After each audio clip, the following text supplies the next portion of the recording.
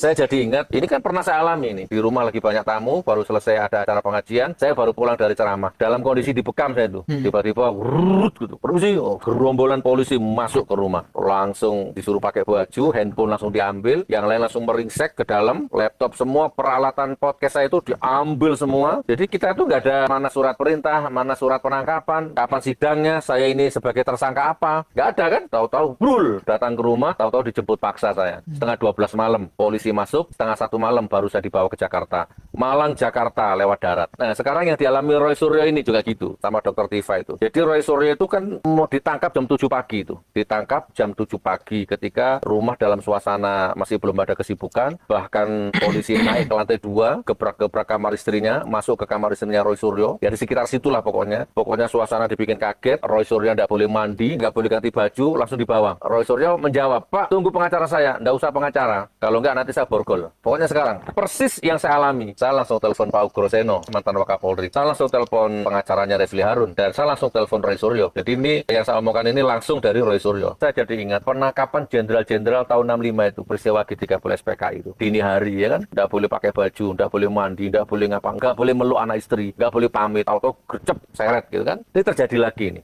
Bahwa dirinya dan keluarganya didatangi oleh segerombolan orang yang tidak punya etika, tidak punya akhlak, tidak punya moral, memaksa masuk ke ruang private, jadi mau masuk ke kamar Pak Roy dan istrinya.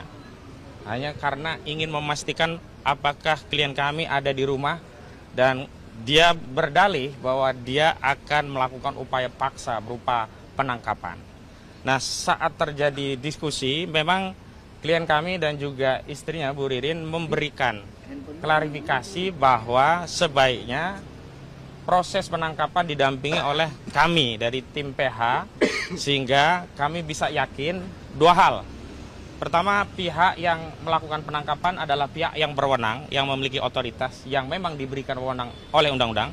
Dalam hal ini kami butuh kepastian bahwa yang menangkap itu benar penyidik Polda Metro Jaya, karena hari ini kami khawatir sekali dengan kondisi bangsa seperti apa yang dialami oleh Andri Yunus. Orang bisa saja mengaku polisi, tapi di tengah perjalanan ternyata bukan polisi, kita kan khawatir sekali begitu.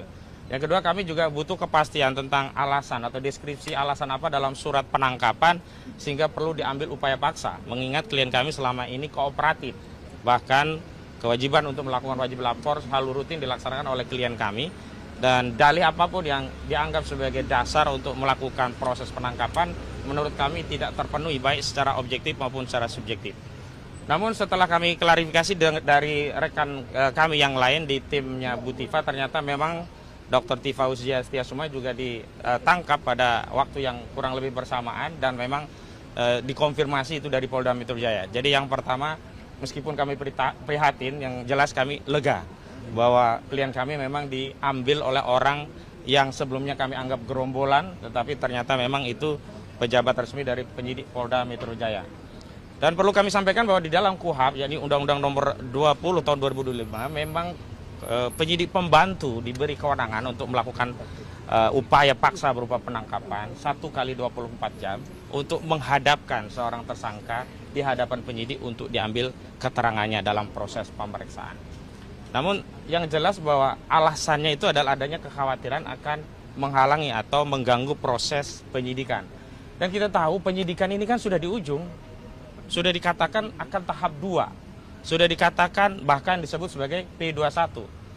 Lalu menghalangi penyidikan yang macam apa sehingga itu dijadikan dasar? Karena tadi kami melalui kuasa hukum kami yang lain sudah komunikasi dengan Pak Roy saat pendampingan di pemeriksaan. Salah satu alasannya adalah karena dianggap menghalangi proses penyidikan begitu. Dan penyidik tidak berani menyampaikan itu kepada tim kami langsung, tapi diminta untuk ditanyakan kepada Pak Roy karena saat melakukan penangkapan sudah dijelaskan tentang dasar dan alasan dari penangkapan tersebut. Lalu kami bertanya-tanya apa yang dimaksud dengan menghalangi, dan apakah syarat subjektif dan objektif sebagaimana diatur di dalam KUHP bagi proses untuk penahanan juga diadopsi dalam konteks upaya paksa, jemput paksa ini ya. Karena ada upaya hukum yang sifatnya paksaan, yang pertama penangkapan, yang kedua penahanan. Dalam konteks penahanan memang ada objektivitas dari pasal yang dikenakan itu memenuhi, karena klien kami ini dipaksakan ditetapkan tersangka dengan ketentuan pasal 32 dan 35 Undang-Undang Informasi dan Transaksi Elektronik yang ancaman pidananya maksimum 12 tahun penjara. Artinya secara objektif memang kemudian terlepas kita beda pendapat tentang apakah unsurnya terpenuhi atau tidak, penyidik berwenang. Tetapi secara subjektif, ketika penyidik tidak melakukan penahanan pada saat pasca ditetapkan tersangka, itu mengkonfirmasi secara objektif memang kasus ini tidak layak untuk ditahan, dan itu mengkonfirmasi memang tersangka klien kami itu selalu kooperatif melakukan proses dalam penyidikan. Terbukti pula pada tahapan lanjutan setelah jadi tersangka, klien kami tetap dipanggil dan tetap menghadiri pemeriksaan, baik pemeriksa awal menjadi tersangka, baik termasuk juga pemeriksaan tambahan saat menjadi tersangka, bahkan saat klien kami diperiksa untuk diklarifikasi sehubungan adanya laporan perkara lain dan juga prosesnya di Polda Metro Jaya. Artinya tidak ada satupun alasan objektif yang bisa dijadikan pembenar bagi penyidik Polda Metro Jaya untuk melakukan upaya paksa, apalagi dilakukan tanpa didampingi oleh penasihat hukum. Dan dalam Undang-Undang Advokat sudah ditegaskan bahwa advokat adalah penegak hukum setara dengan penegak hukum lainnya. Ada unsur caturwangsa dalam penegakan hukum. Ada penyidik, ada jaksa, ada hakim, dan ada advokat. Tentu dalam konteks untuk menjalankan tugas dan fungsinya masing-masing. Penyidik menyidik, jaksa menuntut, hakim memutus, advokat menjadi pembela. Dan dalam konteks pembelaan, advokat ini berbeda dengan hakim, dengan polisi, dengan jaksa. Kalau hakim hanya mengadili perkara di persidangan, jaksa pun hanya saat penyidikan sampai persidangan dan juga sampai nanti eksekusi. Polisi hanya dalam penyidikan, Tapi seorang advokat itu memang diberi keleluasaan untuk mendampingi kliennya, bahkan sejak belum jadi perkara, menjadi perkara, baik dilaporkan ataupun untuk melaporkan, di persidangan, bahkan saat eksekusi, dan bahkan untuk memanggil upaya hukum, apakah banding, kasasi, bahkan untuk mengajukan gerasi, amnesti, dan abolisi. Jadi hari ini kami merasa dikesampingkan profesi kami sebagai advokat, dikerdilkan.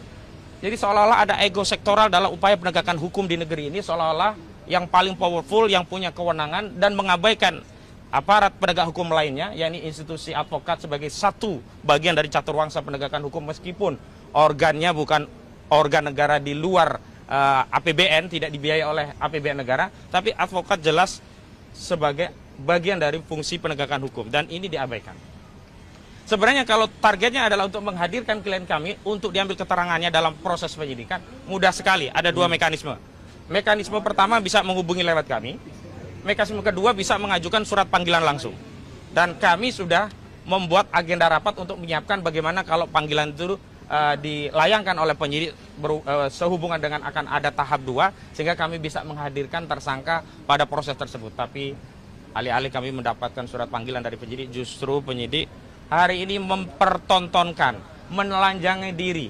Tentang apa? Tentang motif penegakan hukum ini bukan lagi untuk menegakkan kebenaran dan keadilan, tapi saya tegaskan motif dari penangkapan Roy Suryo ini adalah motif untuk melayani kepentingan pelapor, yakni saudara Joko Widodo. Karena berat